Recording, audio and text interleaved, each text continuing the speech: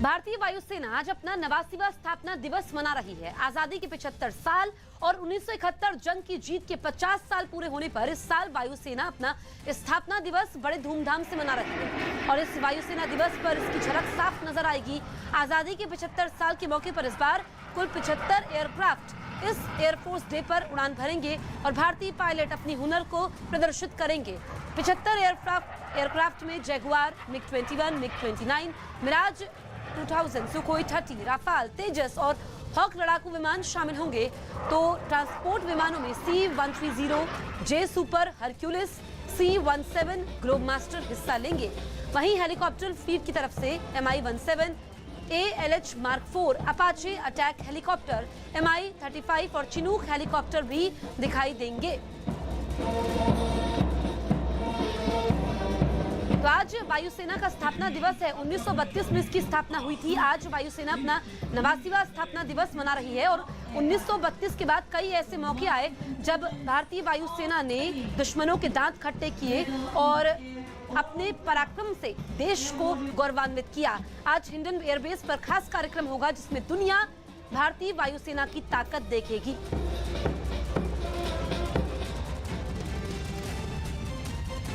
UP के सहारनपुर से एक चौंकाने वाला वीडियो सामने आया। वहां एक ट्रैक्टर बेकाबू होकर पेट्रोल पंप पर लगी मशीन से टकरा गया।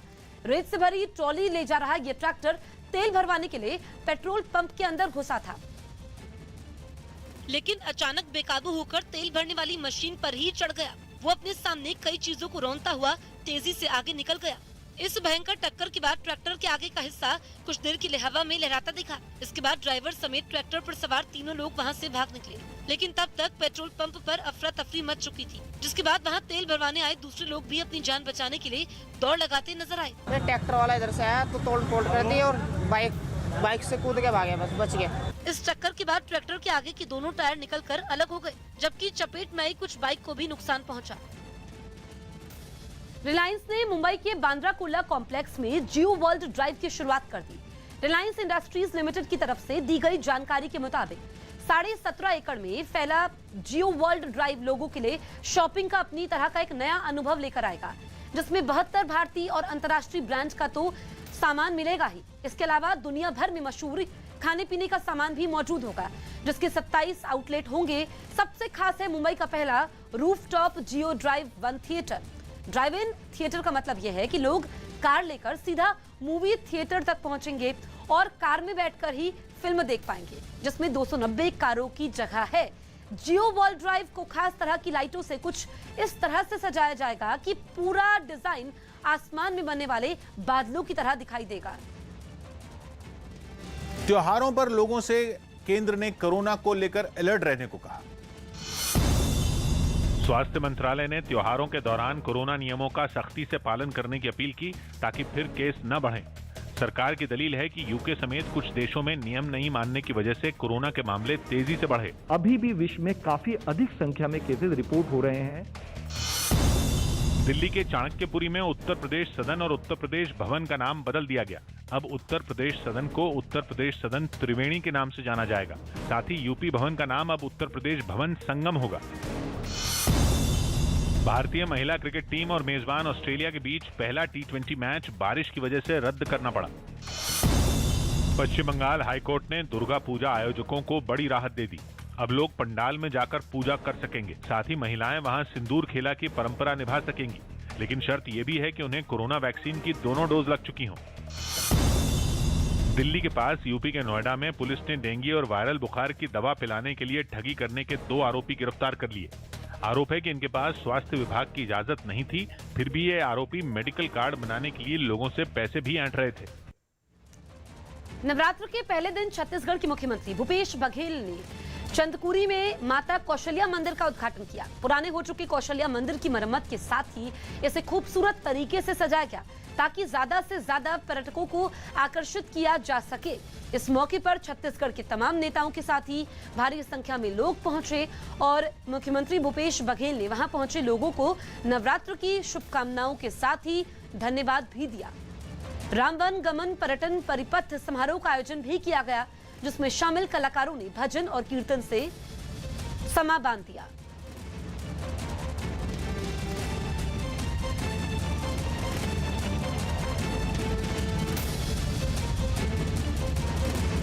कते सुंदर वातावरण, कते सुंदर दृश्य, अते सुंदर भजन के कार्यक्रम सबके उपस्थिति ये दर्शाते कि माता कौशल्या अपन में के आए। मंदिर के उद्घाटन के बाद वहां रामवन गमन पर्यटन परिपथ समारोह का भी आयोजन किया गया। इस कार्यक्रम में शामिल कलाकारों ने भजन और कीर्तनों से समा बांधा। खुद मुख्यमंत्री भूपेश बघेल भी रोक नहीं पाए अपने आप को और मंच पर बैठे कलाकारों के साथ शामिल हो गए। मुख्यमंत्री बघेल ने भजन गाने के साथ साथ मंजीरा भी बजाया। कपड़ा बना तिरंगा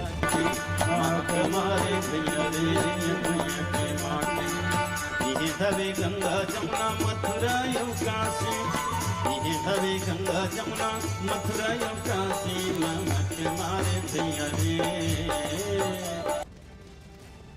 कार्यक्रम यही नहीं रुका। इसके बाद मंच पर आए शंकर महादेवन के भक्ति गानों ने समारोह में शामिल सभी लोगों का दिल जीत लिया।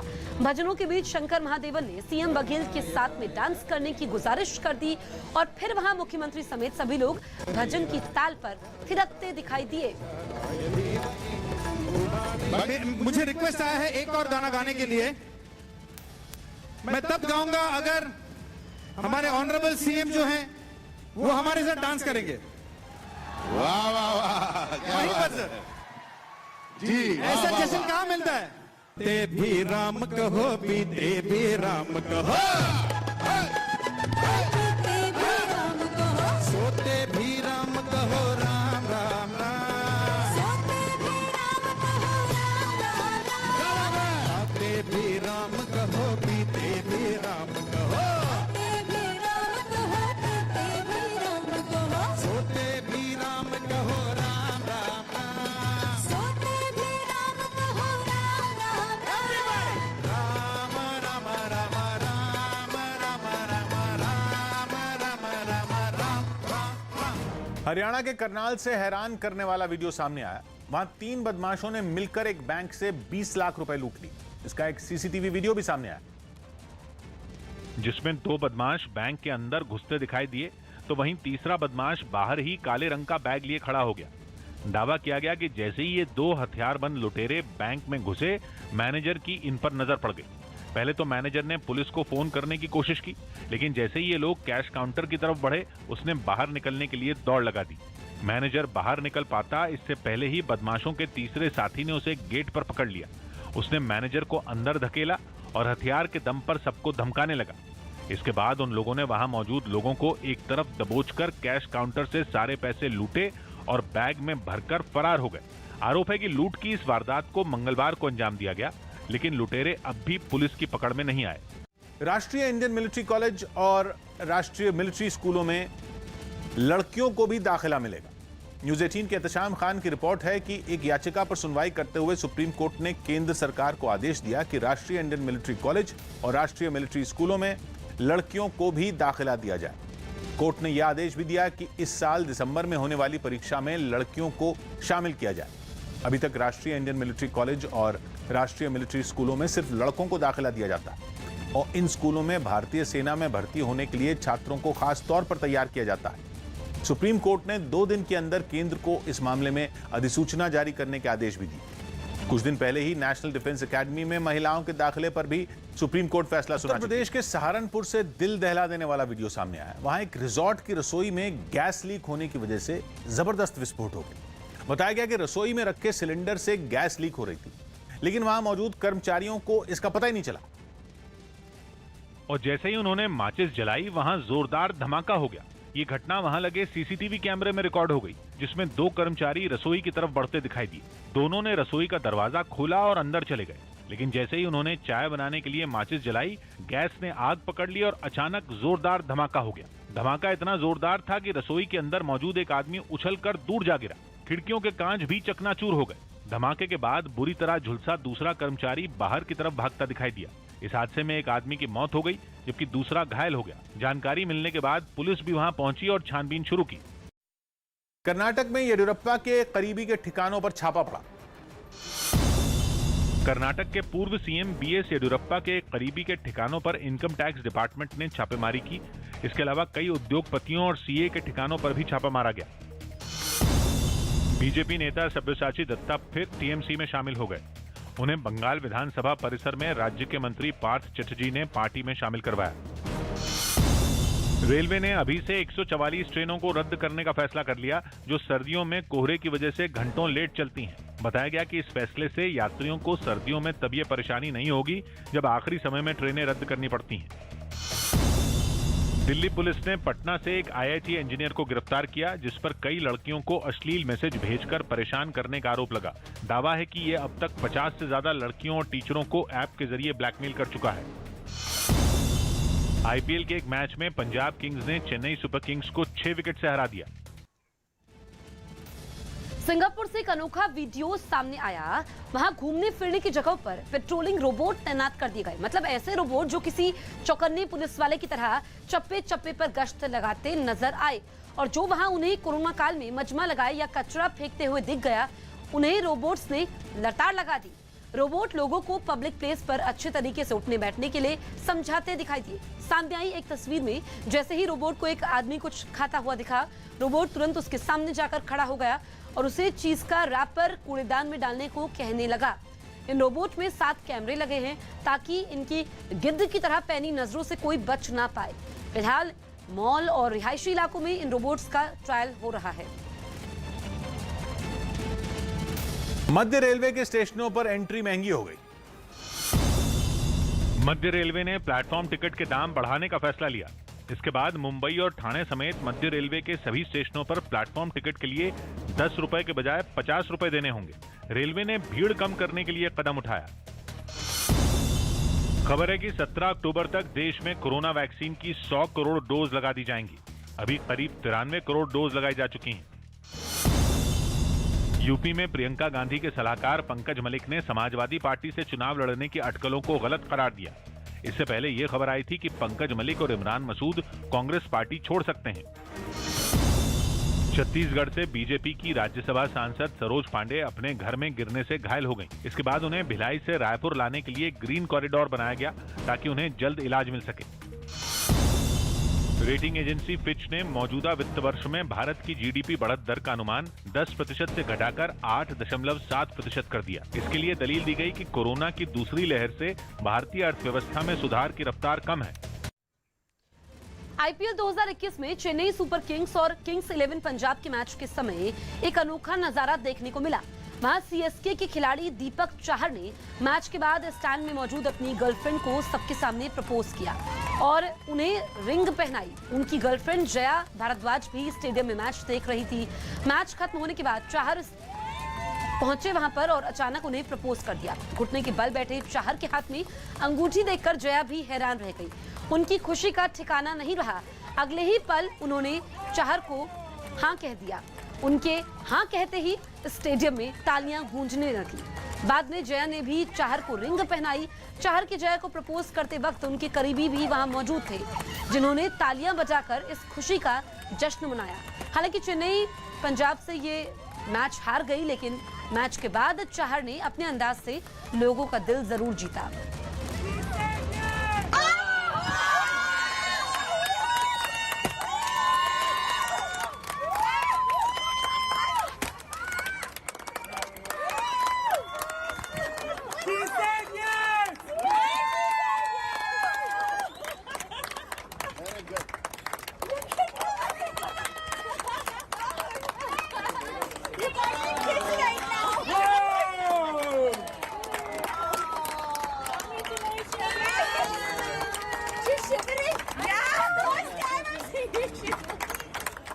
कोलकाता के कुम्हार टोली से कुछ अनोखी तस्वीरें सामने आई। वहां एक दुर्गा पूजा पंडाल में कोरोना के डेल्टा वेरिएंट को राक्षस के रूप में दिखाया गया। देश में कोरोना वायरस की तीसरी लहर का खतरा सभी के सिर पर मंडरा रहा है। और इसी को ध्यान में रखकर एक कलाकार ने ऐसी मूर्ति बनाई जिसमें माता के पैरों में महामारी के डेल्टा वेरिएंट को राक्षस की तरह दिखाने की कोशिश की गई। जो असुर आपको नजर आ रहा है, ये असल में डेल्टा सुर है। यही वेरिएंट जो है सबसे ज्यादा खतरनाक है। इस मूर्ति को बनाने वाले कलाकार को विश्वास है कि दुर्गा इस राक्षस का भी खात्मा कर देंगी। थर्ड वेव आ गया, ठीक है, इसलिए ये डेल्टा असुर जो माँ देवी माँ है, वो इस साल में ये डेल्टा असुर का वध करेगा। इस अनोखी प्रतिमा ने दुर्गा पंडाल में पहुंचे लोगों का ध्यान भी अपनी ओर बखूबी खींचा। कोरोना को हराने के लिए पीएम केयर्स फंड का इस्तेमाल कर पूरे देश में ऑक्सीजन प्लांट लगाए गए। प्लांट्स का उद्घाटन पूरे देश में पीएम के हाथों हुआ और केंद्र सरकार के फंड से तैयार योजनाओं का श्रेय लेने की होड़ में दिल्ली और झारखंड सरकारों ने एक दिन पहले ही राज्य के अस्पतालों में ऑक्सीजन प्लांट का उद्घाटन कर दिया। याद रखिए, ये वो पार्टियों की सरकारें हैं जो इसी पीएम केयर्स फंड को कोसते नहीं थकती थी। पीएम केयर्स द्वारा स्वीकृत 1150 से अधिक ऑक्सीजन प्लांट्स काम करना शुरू कर चुके हैं। अब देश का हर जिला पीएम केयर्स के तहत बने हुए ऑक्सीजन प्लांट से कवर हो गया। प्रधानमंत्री ने जब पीएम केयर्स फंड की शुरुआत की तो उनके विरोधियों ने इसकी बहुत आलोचना की। कहा गया कि जब पहले से राष्ट्रीय राहत कोष है तो इसकी क्या जरूरत थी। लेकिन आलोचनाओं को दरकिनार कर कोरोना महामारी से लड़ने के लिए देश के अस्पतालों में पीएम केयर्स फंड के जरिए ऑक्सीजन प्लांट लगाए गए। पहले जो नेता और राज्य सरकारें इस फंड का विरोध कर रहे थे, अब इसी फंड से बने ऑक्सीजन प्लांट का श्रेय लेने की होड़ में लग गए हैं। देश भर में पीएम केयर्स फंड से ऑक्सीजन प्लांट बनाए गए। दिल्ली में भी 14 प्लांट पीएम केयर्स फंड से बने। तय कार्यक्रम के मुताबिक प्रधानमंत्री के हाथों सभी प्लांट का उद्घाटन होना था। 7 अक्टूबर को देश भर में उद्घाटन का कार्यक्रम तय किया गया, लेकिन 6 अक्टूबर को ही दिल्ली सरकार ने सभी ऑक्सीजन प्लांट का उद्घाटन कर दिया। दिल्ली सरकार ने ऑक्सीजन प्लांट के बारे में विज्ञापन भी दिया, जिसमें केंद्र को श्रेय नहीं दिया गया। मतलब जिस पीएम केयर्स फंड को मोदी विरोधी कोस रहे थे, उससे तैयार किए गए प्लांट जनता को समर्पित करने की बारी आई तो देश के प्रधान सेवक को ही भूल गए। बीजेपी नेता कुलजीत चहल ने एक वीडियो ट्वीट किया और लिखा कि अब दिल्ली देखेगी अरविंद केजरीवाल के एक और झूठ का पर्दाफाश। पूर्वी दिल्ली के डॉक्टर हेडगेवार अस्पताल का ये वीडियो बताया गया, इसलिए बीजेपी नेता दिल्ली सरकार पर बरस रहे हैं। अरविंद केजरीवाल जी ने एक अखबार में बड़ा लंबा चौड़ा करोड़ रुपए का ऐड देकर दिल्ली की जनता को भ्रमित करने की कोशिश करी कि पीएससी ऑक्सीजन प्लांट उनके द्वारा लगाए गए। मैं ध्यान में डालना चाहता हूं कि माननीय प्रधानमंत्री जी के द्वारा पीएम केयर फंड के द्वारा वो ऑक्सीजन प्लांट हमें दिए गए हैं, जो इस लिस्ट में भी दिल्ली सरकार की साफ इंगित होता है। दिल्ली की तरह ही झारखंड में हेमंत सोरेन ने भी तय तारीख से एक दिन पहले ऑक्सीजन प्लांट का उद्घाटन कर दिया। पीएम केयर्स फंड से झारखंड के 19 जिलों में 27 ऑक्सीजन प्लांट बने। 7 अक्टूबर को पीएम का प्लांट उद्घाटन कार्यक्रम तय था, लेकिन दिल्ली सरकार की तरह ही झारखंड के मुख्यमंत्री हेमंत सोरेन ने 6 अक्टूबर को ही उद्घाटन कर दिया। हेमंत सरकार के इस काम से बीजेपी इस कदर नाराज है कि पार्टी के सभी सांसदों और विधायकों ने इस कार्यक्रम का बहिष्कार किया। झारखंड राज्य को थोड़ी सी भी शर्म नहीं है कि देश के यशस्वी प्रधानमंत्री जी कल इस योजना का उद्घाटन करने वाले हैं और उससे एक दिन पहले आनन फानन में जिस प्रकार से पूरे राज्य में विभिन्न जगहों में जिस प्रकार से ऑक्सीजन प्लांट का उद्घाटन करने का काम माननीय मुख्यमंत्री जी ने किया है, आज झारखंड की जनता अपने आप को शर्मसार महसूस कर रही है। पीएम केयर्स फंड पर सवाल तो बहुत उठाए गए, लेकिन जब उस फंड को जनगण की सेवा में समर्पित किया गया तो दिल्ली और झारखंड की राज्य सरकारें मोदी की योजना पर अपनी मोहर मारने में जुट गईं। राजस्थान कांग्रेस के लखीमपुर मार्च में कांग्रेस की ही गुटबाजी सामने आ गई। लखीमपुर हिंसा के विरोध में प्रदेश कांग्रेस ने राजस्थान के भरतपुर से यूपी के लखीमपुर तक पैदल मार्च निकालने का ऐलान किया था, जिसके लिए वहां पूरे इंतजाम भी किए गए। खुद प्रदेश कांग्रेस अध्यक्ष गोविंद सिंह डोटासरा ने इस मार्च की अगुवाई की, लेकिन तमाम तैयारियों के बावजूद ये पैदल मार्च पूरा नहीं हो सका। कांग्रेस कार्यकर्ता भरतपुर से थोड़ी दूर जाकर ही लौट गए। हुआ यूं कि कांग्रेस ने तो ऐलान कर दिया, लेकिन इसके बावजूद यूपी राजस्थान की सीमा पर न तो बैरिकेड लगाए गए, न ही कोई भारी भरकम पुलिस फोर्स ही तैनात दिखी। यानी यूपी की योगी सरकार की तरफ से मार्च को खुली छूट दे दी गई। लेकिन रास्ता साफ देखकर कांग्रेस ने भी रणनीति बदल दी।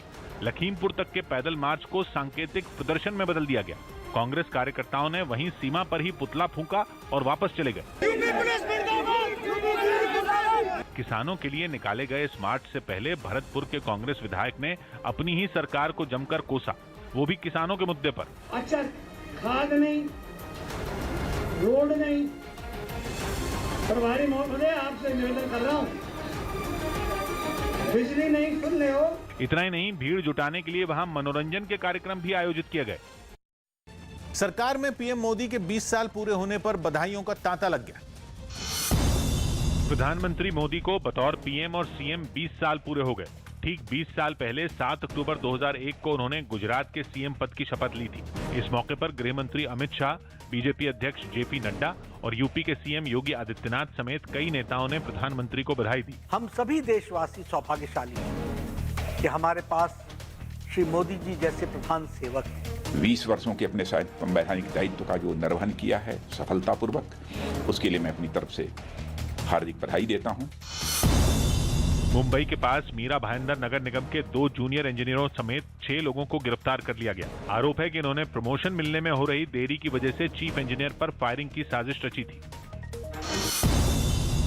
दिल्ली के पास यूपी के गाजियाबाद में आबकारी विभाग और पुलिस ने अवैध शराब के खिलाफ एक अभियान चलाया। इस दौरान छापेमारी करते हुए 3 लोगों को गिरफ्तार किया गया। आईपीएल के एक मैच में सनराइजर्स हैदराबाद ने रॉयल चैलेंजर्स बैंगलोर को 4 रन से हरा दिया। इस हार के साथ ही पॉइंट्स टेबल में बैंगलोर के टॉप 2 में पहुंचने की उम्मीदों को बड़ा झटका लगा। राजस्थान कांग्रेस में मुख्यमंत्री अशोक गहलोत और सचिन पायलट के बीच टकराव जारी है। एक दिन पहले टोंक में आयोजित एक कार्यक्रम में सचिन पायलट ने इशारों में अशोक गहलोत पर हमला बोला। जिन लोगों के अंदर घमंड रहना आ जाता है कि हम जीवन के अंतिम काल तक सत्ता में बैठे रहेंगे, मैं समझता हूँ गलत है। असल में इस महीने की 2 तारीख को जयपुर के एक कार्यक्रम में अशोक गहलोत ने अगले चुनाव में भी अपनी सरकार बनने का दावा किया था, जिसके जवाब में सचिन पायलट ने उन पर निशाना साधा। तो 15 साल तो 20 साल मुझे कुछ नहीं होना, तो इसलिए आप निश्चित तो सरकार पूरे 5 साल चलेगी, 5 साल नहीं चलेगी, अगली बार सरकार फिर बनेगी। पहले से ही गृह युद्ध से जूझ रहे यमन में सैलाब ने भी जमकर तबाही मचाई।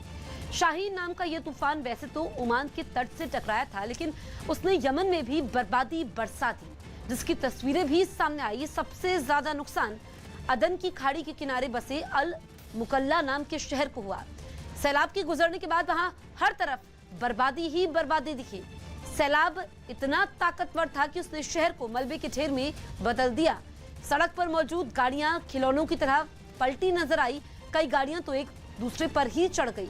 सैलाब के बाद सड़कों पर जमा कीचड़ भी वहां के लोगों के लिए मुसीबत बन गया। बीजेपी की राष्ट्रीय कार्यकारिणी में मेनका गांधी और वरुण गांधी की को जगह नहीं मिली। न्यूज 18 के यतेंद्र शर्मा की रिपोर्ट है कि जेपी नड्डा ने राष्ट्रीय कार्यकारिणी के 80 सदस्यों के नामों का ऐलान किया, जिनमें पीलीभीत के सांसद वरुण गांधी और मेनका गांधी के नाम शामिल नहीं है। वरुण गांधी पिछले कई महीनों से केंद्र सरकार की नीतियों की आलोचना कर रहे थे। यही नहीं, लखीमपुर मामले में भी वो आक्रामक बयान दे रहे हैं। माना जा रहा है कि इसी वजह से उन्हें राष्ट्रीय कार्यकारिणी में जगह नहीं मिली और पार्टी की ओर से उन्हें कड़ा संदेश दिया गया। जबकि कांग्रेस से बीजेपी में आए ज्योतिरादित्य सिंधिया और बंगाल चुनाव से पहले पार्टी में आने वाले मिथुन चक्रवर्ती को इसका सदस्य बनाया गया। इसके अलावा राष्ट्रीय कार्यकारिणी में पीएम लालकृष्ण आडवाणी और मुरली मनोहर जोशी जैसे सीनियर नेता शामिल हैं। जैसे ही बीजेपी की राष्ट्रीय कार्यकारिणी का ऐलान हुआ, कांग्रेस ने इस पर सवाल उठा दिए। आप देख रहे हैं ना कितना लोकतंत्र भाजपा के अंदर है। माफी चाहूंगी, हमारे यहाँ पर बारी बारी सवाल G23 किया जाता। राजधानी टोक्यो समेत जापान के कुछ इलाके भूकंप के तेज झटकों से थर्रा उठे। रिक्टर स्केल पर 6.1 की तीव्रता वाले इस भूकंप से किसी नुकसान की खबर नहीं है, लेकिन इसकी चौंकाने वाली तस्वीरें जरूर सामने आई, जिनमें साइतना नाम के शहर की जमीन कांपती दिखी। ये तस्वीरें वहां ऊंचाई पर लगे एक सीसीटीवी कैमरे में रिकॉर्ड हो गई, जिनमें शहर की बहुमंजिला इमारतें तेजी से हिलती नजर आई। कई सेकंड तक जमीन ऐसे ही थर्राती रही। भूकंप की वजह से कई इलाकों की बिजली भी गुल हो गई। क्रूज ड्रग्स पार्टी केस के आरोपियों को जेल भेज दिया गया। मुंबई की किला कोर्ट ने आर्यन खान समेत सभी 8 आरोपियों को न्यायिक हिरासत में भेज दिया। हालांकि इन सभी को एनसीबी दफ्तर में ही हिरासत में रखा गया, क्योंकि शाम 6 बजे के बाद आरोपियों को आर्थर रोड जेल में नहीं लाया जाता। अब इसी केस में सुबह 11 बजे भी सुनवाई होगी। इस दौरान नारकोटिक कंट्रोल ब्यूरो के अधिकारी आर्यन खान से पूछताछ नहीं कर सकते हैं। हिंदू सेना नाम के संगठन ने दिल्ली के अकबर रोड के नाम का फिर विरोध किया और वहां लगे एक साइन बोर्ड पर सम्राट हेमू विक्रमादित्य मार्ग नाम का पोस्टर चिपका दिया। यूपी के सीएम योगी आदित्यनाथ ने वाराणसी में दिव्यांग खिलाड़ियों को उनके खेल से जुड़ी कुछ चीजें बांटी, साथ ही उनका हौसला भी बढ़ाया। उन्हें सेवा का अवसर प्राप्त हो, क्योंकि उनमें अद्भुत प्रतिभा है। खबर है कि पाकिस्तान के एक कारोबारी ने वहां के क्रिकेट बोर्ड पीसीबी को यह पेशकश की कि अगर पाकिस्तान की टीम T20 वर्ल्ड कप में भारत को हरा दे तो वो एक साइन किया हुआ खाली चेक दे देंगे। इसमें जितनी रकम चाहे पाकिस्तान क्रिकेट बोर्ड भर सकता है, ताकि इससे पाकिस्तान क्रिकेट को आर्थिक मदद मिल सके। भारत और पाकिस्तान के बीच 24 अक्टूबर को दुबई में यह मुकाबला होगा। पंजाब के मुख्यमंत्री चरणजीत सिंह चन्नी के एक वायरल वीडियो पर बीजेपी ने निशाना साधा।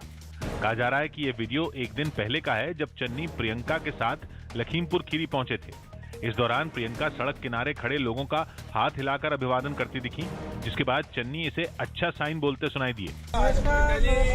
सबसे अच्छा साइन ये है कि ये वीडियो बीजेपी नेता शलभमणि त्रिपाठी ने भी शेयर किया और तंज कसते हुए लिखा कि सियासी ड्रामे के बाद लखीमपुर के रास्ते पर मातम हो रहा है और चन्नी इसे अच्छा साइन बता रहे हैं। बीजेपी ने निशाना साधा तो कांग्रेस ने भी बिना देर किए जवाब दिया। आपने तो पूरी तरह असंवेदनशीलता दिखाते हुए उसे पूरी तरह नजरअंदाज कर दिया। राजस्थान के बीकानेर से एक हैरान करने वाला वीडियो सामने आया। वहां कुछ बदमाशों ने एक आदमी की बेरहमी से पिटाई कर दी। बताया गया कि मारपीट में घायल आदमी कांग्रेस नेता है और वो मंदिर से दर्शन कर लौट रहा था, जिससे घात लगाए बदमाशों ने घेर लिया और उसकी जमकर पिटाई कर दी। हमलावर जमीन पर गिरे उस आदमी पर एक के बाद एक डंडे बरसाते दिखे। इस दौरान वहां कई लोग नजर आए, लेकिन मदद के लिए कोई भी आगे नहीं आया। इतना ही नहीं, उन हमलावरों ने घायल आदमी की गाड़ी में तोड़फोड़ भी की। बाद में लोगों की भीड़ बढ़ी तो हमलावरों का विरोध शुरू हुआ, जिसके बाद सभी आरोपी एक गाड़ी में बैठकर वहां से फरार हो गए।